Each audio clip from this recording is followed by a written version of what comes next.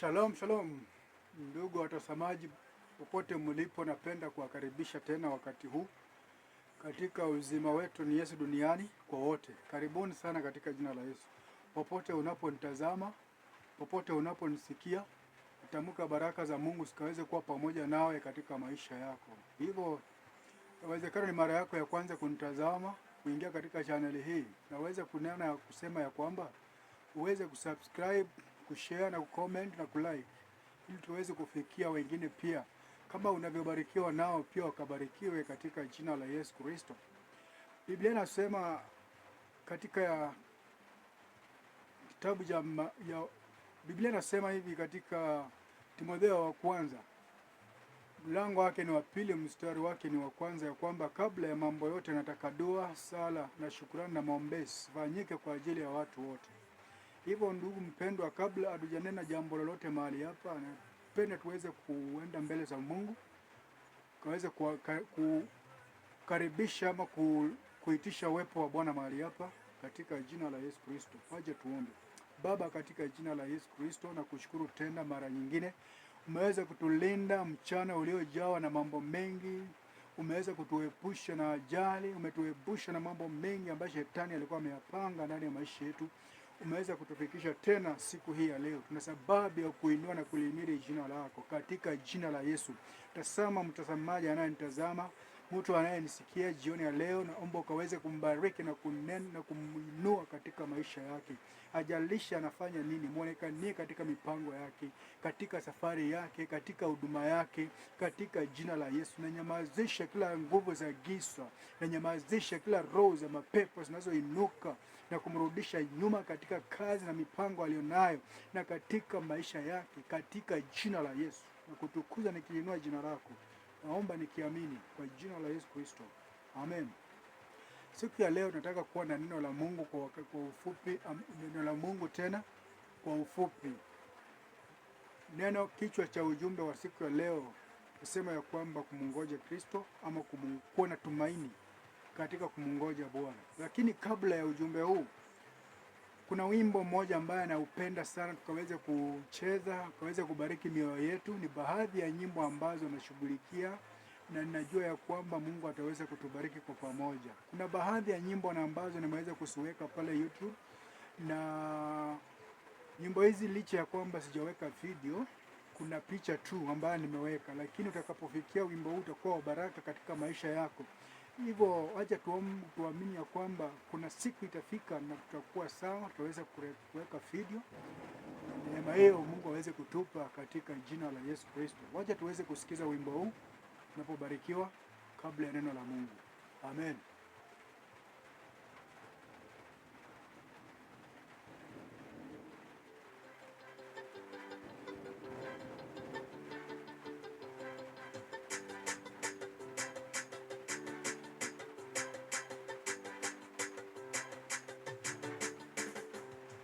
Nani na upendo wa namna hii? Nani na upendo wa namna hii? Upendo wa namna hii. Upendo wa namna hii. Ni Mungu tu. Hata kama tuliingia dhambini, hakutuacha tufie dhambini. Hata kama tuliingia dhambini, hakutuacha tufie dhambini. Alimtuma Bwana Yesu kutoka mbinguni kututoa dhambini. Alimtuma Bwana Yesu kutoka mbinguni kututoa dhambini. Pendo wako kweli Bwana Yesu ni wa ajabu maishani mwetu. Upendo wako kweli Bwana Yesu ni wa ajabu maishani mwetu. Upendo wako kweli Bwana Yesu ni wa milele. Na upendo wa namna hii? Ni nani aliye na upendo wa namna hii? Upendo wa namna hii. Upendo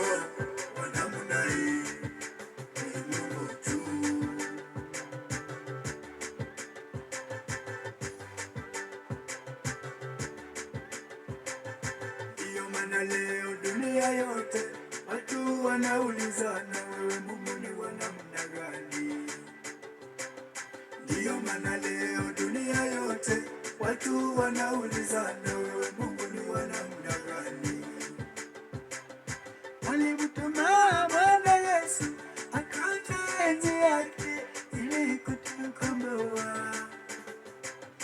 Walimtuma Bwana Yesu akaja enzi yake ili kutukomboa.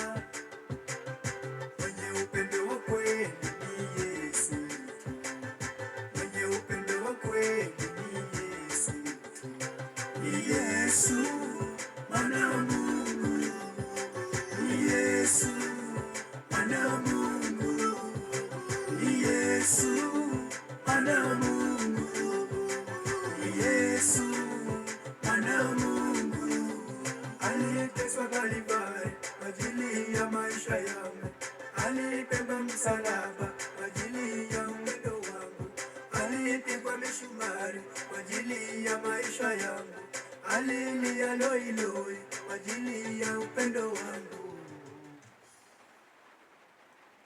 Amen.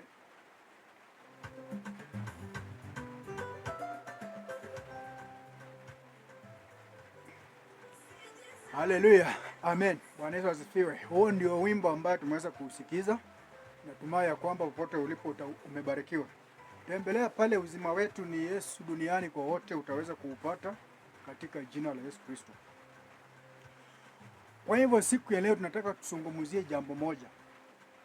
Katika nyakati hizi za mwisho ambazo tunamngojea Bwana wetu Yesu Kristo, na ni wakati ambao umekuwa na mambo mengi yasiyoeleweka. Hii sauti iko juu, samahani.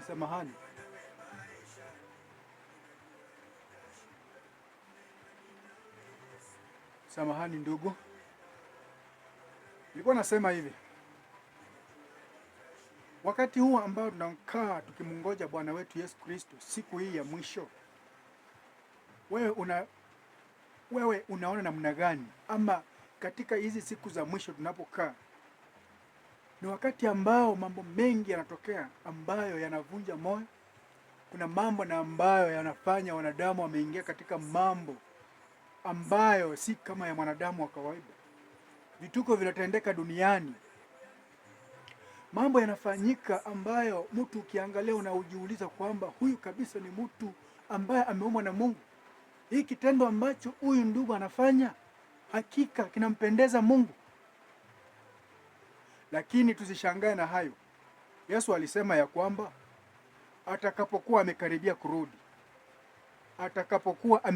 kurudi, mambo yale yaliyofanyika wakati wa Nuhu yatajirudia yale. Kwa hivyo usishangae baba kumuua mwanawe, usishangae mtoto kumuua mzazi wake, wala usishangae vitimbi vinapoonekana. Ni kwa sababu Kristo alishasema na ni lazima yatimie.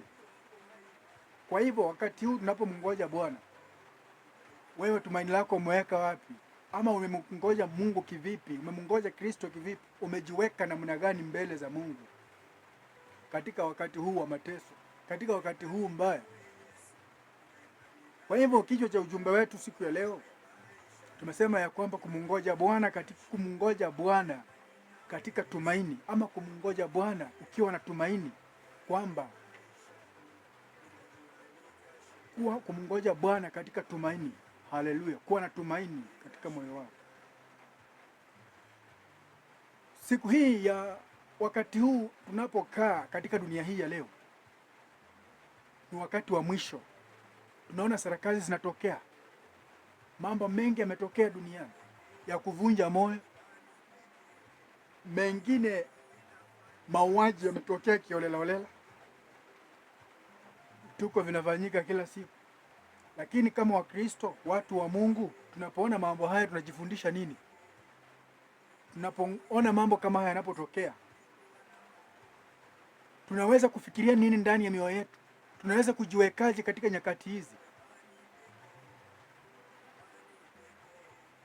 Wakati dunia imebadilika, nchi imebadilika, wafalme wa dunia wamebadilika, wewe unakaa vipi? Ama wewe ni mmoja ule wa kulalamika na kulia? Unamtumainia nani katika maisha yako katika nyakati hii ya mwisho? Biblia inasema hivi katika Zaburi 46 mstari wake ni wa kwanza. Napenda kusoma hili andiko mara kwa mara, maana ni la nguvu na linanitia moyo. Na kupitia imani hii ninajua ya kwamba kuna mtu vile vile anatiwa moyo kupitia maandiko haya. Biblia inasema ya kwamba katika Zaburi 46 mstari wake ni wa kwanza. Biblia inasema hivi. Maandiko yanasema hivi. Kama unasoma tusome pamoja. Mungu kwetu sisi ni kimbilio na nguvu, msaada utakaoonekana tele wakati wa mateso. Bwana Yesu atukuzwe. Hivi ndugu yangu, popote ulipo, popote unaponitazama, unaposikia sauti hii, wakati huu wa mateso tunapoteswa, wewe unamtumania nani? Mungu anasema ya kwamba yeye ni nguvu na msaada utakaoonekana tele wakati wa mateso yetu. Dunia sasa imebadilika, wafalme wa dunia wamebadilika, nchi imegeuka, lakini Mungu anasema ya kwamba yeye ni nguvu yetu, msaada wetu. Dunia ijapobadilika, mambo yajapobadilika, maisha yajapobadilika, tunajua ya kwamba nguvu yetu hatutaogopa, kwa maana msaada wetu unatoka kwa Mungu, na tena yeye ni msaada utakaoonekana kwa wakati. Kuna watu wamechukua wakati huu ambapo maisha yamepanda kupita kiwango ambacho wenyewe wa wanadamu kuliko uwezo wetu. Wakati huu mambo yamebadilika, unamtumainia nani wewe ndugu? Wakuu wafalme wanajipanga, wakuu wafalme wa dunia wanapotetemeka, wanapokuwa wanayumba, wanahangaika, wewe unamtumainia nani? Bwana Yesu asifiwe. Ni wakati wa kuweka mawazo yetu pamoja na kuangalia Mungu amesema nini na alisema nini katika nyakati hizi za mwisho. Kristo anasema ya kwamba wakati atakuwa amekaribia kurudi, nyakati hizo zitakuwa mbaya zaidi na zitafanana sawa sawa na wakati wa Nuhu. Kwani wakati wa Nuhu watu walifanya nini? Walirudia mambo ya kidunia. Kanisa lilichanganyikiwa. Wale ambao Mungu alikuwa ametenga kwamba wakapeleka ujumbe katika mataifa na kuokoa taifa, kuokoa watu wake, walichanganyikiwa. Wakarudi katika mambo ya dunia, wakachangamana na dunia. Kanisa likaingia kwa dunia, ikaingia kanisani, kanisa ikachangana, ikafanana na dunia. Na hivyo Yesu anasema tutakuwa kumefanana, na ni sawa sawa na wakati huu tunaokaa. Dunia ya sasa imefanana na wakati wa Nuhu. Wengine wanasema ya kwamba wakati ule wa Mungu, tunaposoma katika kitabu cha Kutoka, Musa anapowatoa wana wa Israeli kule Misri, walipofika pale jiani, Mungu akamwita Musa katika mlima Sinai ili aweze kwenda kumupa ile amri itakayowaongoza njiani wakaweza kufika katika nchi ya ahadi walivyoahidiwa na Mungu. Biblia inasema ya kwamba Musa aligawia kule mlimani. Alichukua muda. Wana wa Israeli wakakata tamaa, wakavunjika moyo, wakamwambia Haruni. Wakamwita Haruni wakamwambia ya kwamba Haruni, hatujui ni nini kimemkuta Musa kule mlimani. Tutengenezee miungu ama Mungu atakaye kuwa mbele yetu atuongoze, kwa sababu hatujui Musa kilichompata kule. Na ndivyo ilivyo mpaka sasa, ndugu yangu popote ulipo.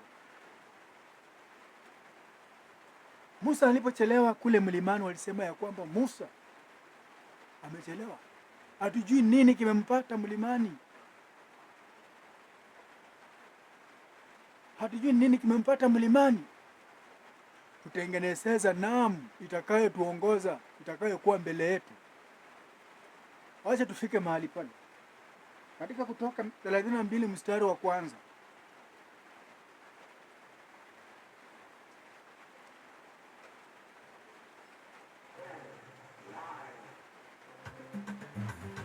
wakati huu mvua inanyesha.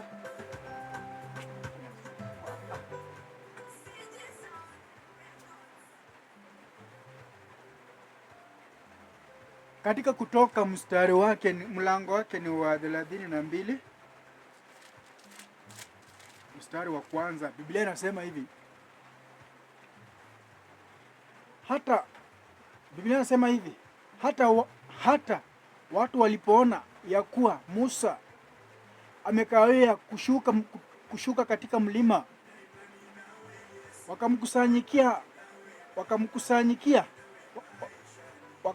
wakakusanyana wakamwendea Haruni wakamwambia, haya,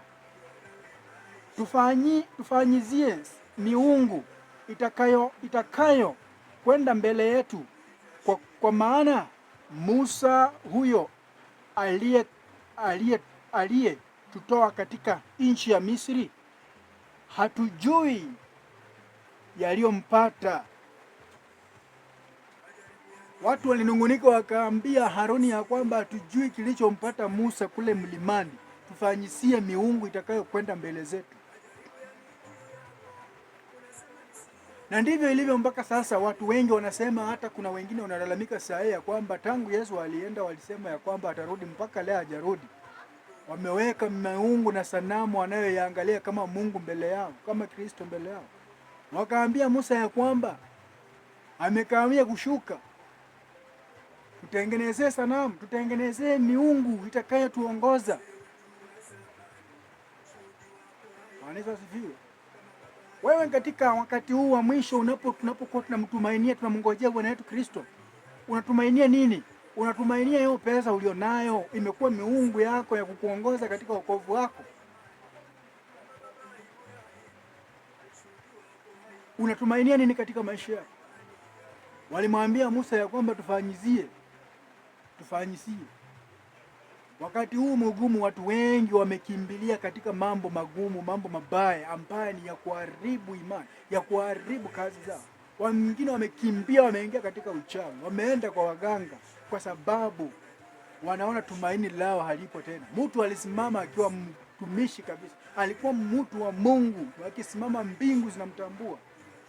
Lakini kwa sababu subira ile ya kumsubiri Kristo, anamesubiri mpaka mwisho, anaona haiko. Anaona Kristo amekawia tangu alipoenda, amerudi katika mambo ya uganga, amerudi katika mambo ya dunia hii, amerudi katika uharibifu wa dunia hii. Wewe katika kumungoja Bwana, unatumaini gani katika moyo wako? Unatumaini gani katika imani yako? Unaamini nini katika moyo wako? Unaamini nini katika huduma yako? Unaamini nini unapokuwa katika safari hii? Je, wewe ni mmoja wa wale wanasema Kristo amechelewa? Wewe ni mmoja ambao unasema ya kwamba Bwana tangu aende juu amechelewa? Katika Matendo ya Mitume Biblia inasema ya kwamba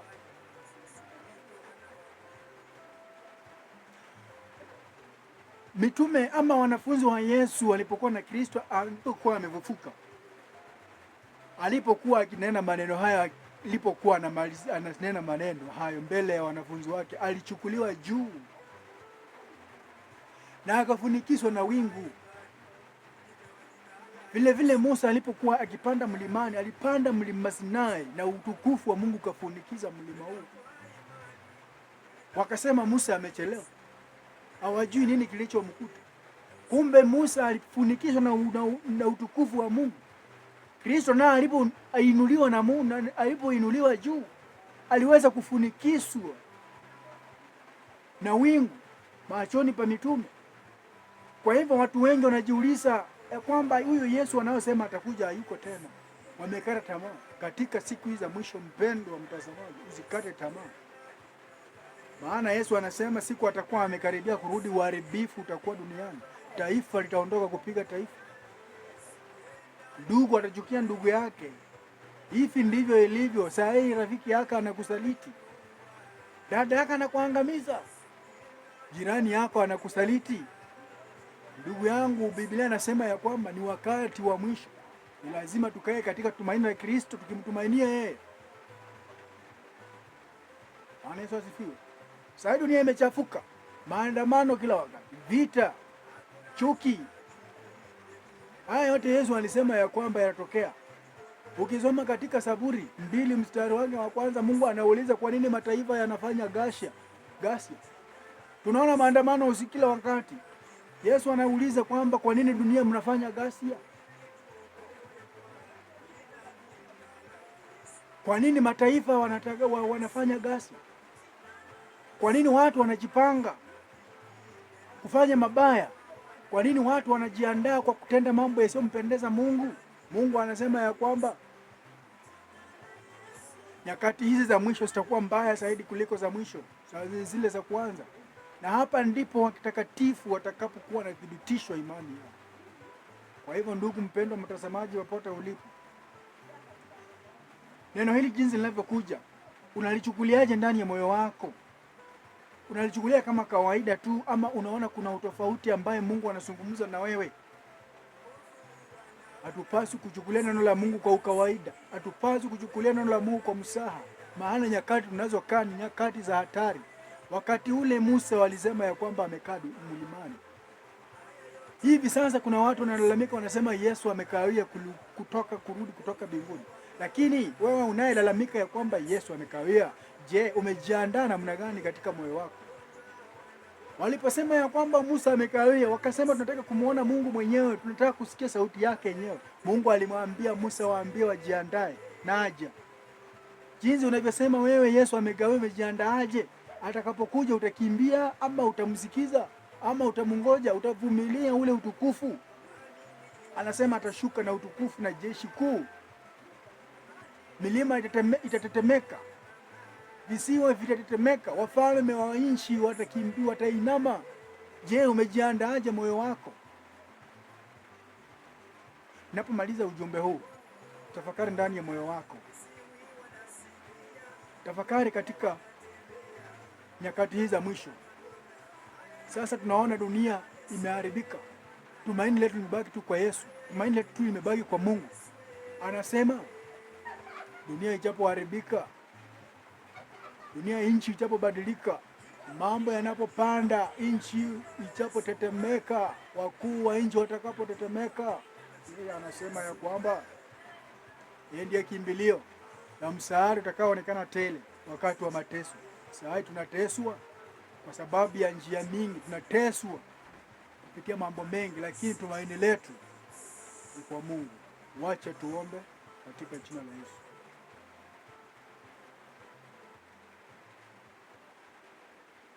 Baba, katika jina la Yesu Kristo nakushukuru tena wakati huu.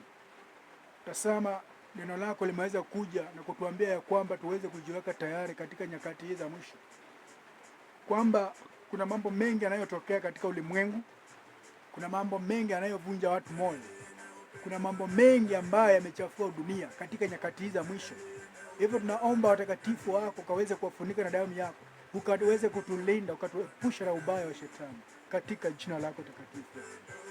Watazamaji wangu popote walipo, ukaweze kuwabariki wote wanaonitazama, ukaweze kuonekania, ukawatendee mema, mahitaji yao ukaweze kuwatendea sawa na mapenzi yako katika jina la Yesu Kristo.